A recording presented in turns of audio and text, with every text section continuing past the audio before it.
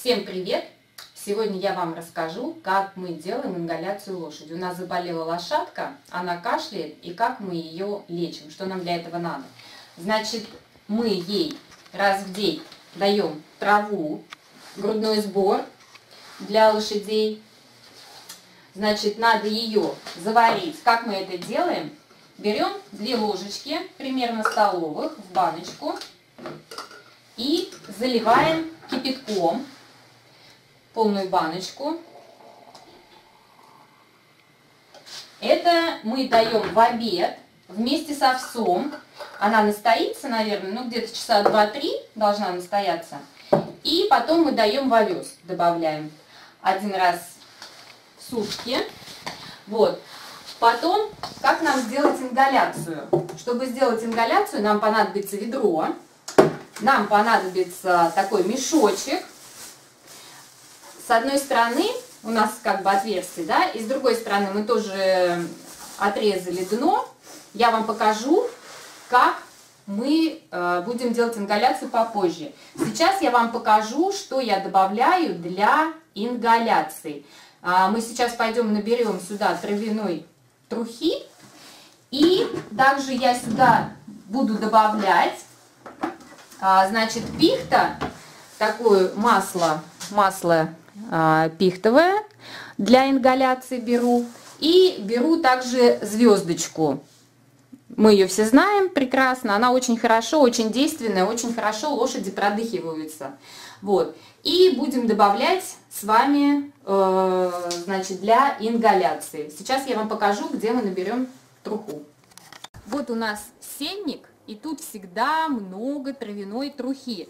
Значит, мы берем вот это вот снизу, она вот такая мелкая трава, такой мелкий сорт, и добавляем вот так в ведерко, 1/3 ведра надо нам наполнить.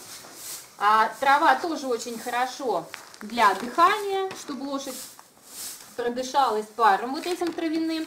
Плюс мы сейчас сюда добавим кипяток, и лошадь будет у нас дышать этой травкой. Вот. И кипяток, он дольше будет держаться у нас, как бы не будет остывать.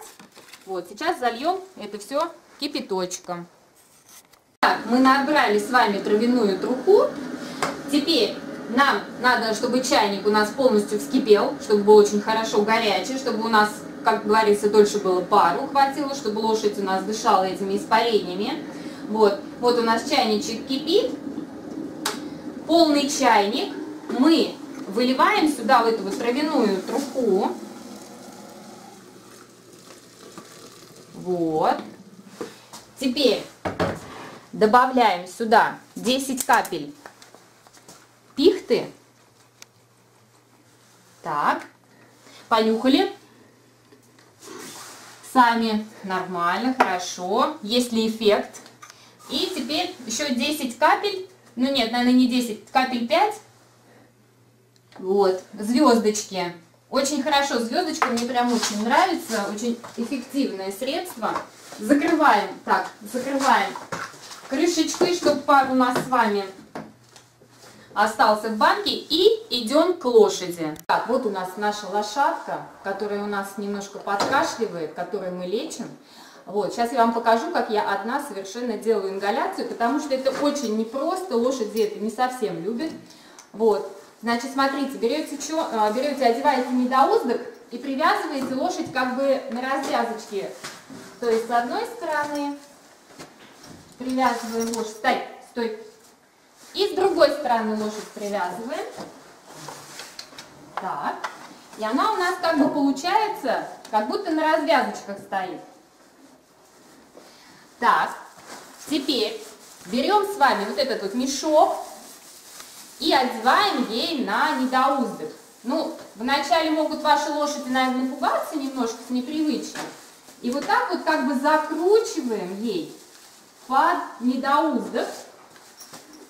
Это очень эффективный способ, поверьте мне, я много перепробовала. Вот, но этот самый безопасный, самый лучший. Берем наше ведерко, где у нас кипяток с травкой и с ингаляцией. Вот, и потихонечку лошадки так немножко подсовываем под мешочек, и она начинает дышать. Вот, вначале потихонечку, смотрите, вначале немножко, чтобы лошадь чуть-чуть придышалась, посмотрите, как она себя ведет.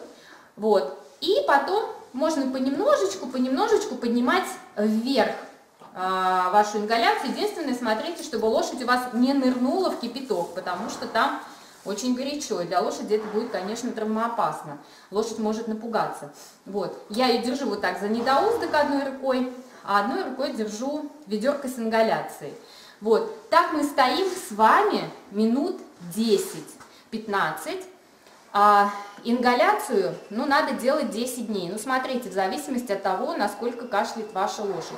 Но обычно этого хватает. То есть вот 10 дней мы делаем ингаляцию, и также эти же 10 дней мы даем грудной сбор.